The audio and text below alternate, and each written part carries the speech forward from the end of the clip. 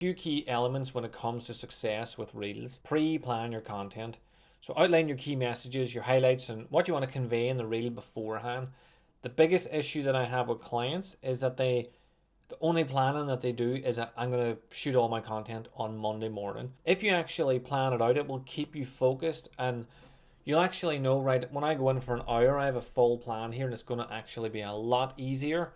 Then hopefully my brain comes up with ideas. Invest in quality equipment. When you spend a little money on equipment, your confidence in the equipment working makes it much easier to shoot your content as well. If I know my mic's good, if I know my camera's good, it makes it so much easier than if I'm shooting and I'm hoping that the quality on my phone is good enough that there's not any traffic.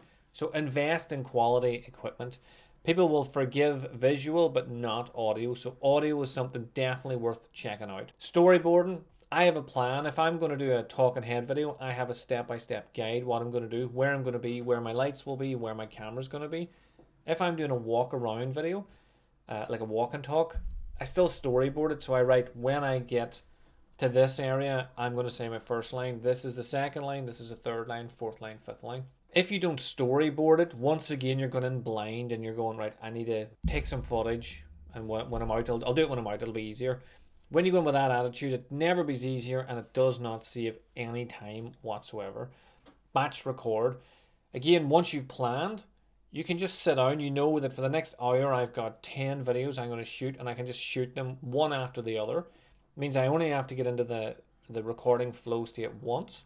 It means I don't have to worry about finding the time later in the week because I'm starting to slow down my output, and I know that I haven't enough videos in the background. If I'm doing 3 videos a week, but I batch record 10 at the start of the month, I'm way ahead of myself.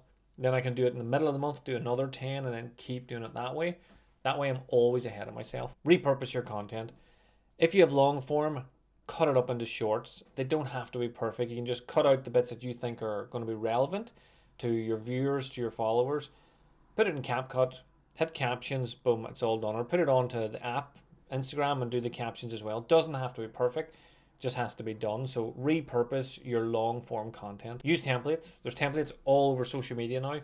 Literally, you just see one you like, pick it. It will tell you exactly how many images, how many videos to put in. It'll do the music, it'll do the cutting, it'll do everything. So use templates, they will speed up everything. Learning shortcut keys on the computer. Like we do it all the time when we're doing copy and paste. So when you're using your app, if there's shortcut keys to use, learn how to use them. It might take you a wee bit of time to remember them, but once you get them, it speeds up your whole workflow as well. Stock footage and graphics. So I just tell everybody to go Canva. Canva's the easiest one. Most people have already used it. But you can screen record like I'm doing right now. You can download stuff. You can get stuff everywhere, but you can actually make your own B-roll as well. But stock footage is, if I'm talking about journaling, rather than me going and shooting me drawing or journaling, I can just get stock footage from Canva of somebody already journaling, so just saves so much time in the long run. Then automate your transitions. If you're not great at cutting and making everything flow together, stick a transition in there that looks nice. Don't do multiple transitions where every single clip has got like a star and then a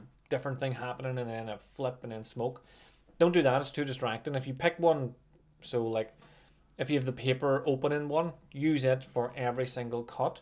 But if you use transitions, it can help you to overcome bad editing, I suppose, and again, speed time up. The final one is outsource your editing. So if you have the time and the finances to do it, then find someone like myself. You don't have to go to me, but go to somebody.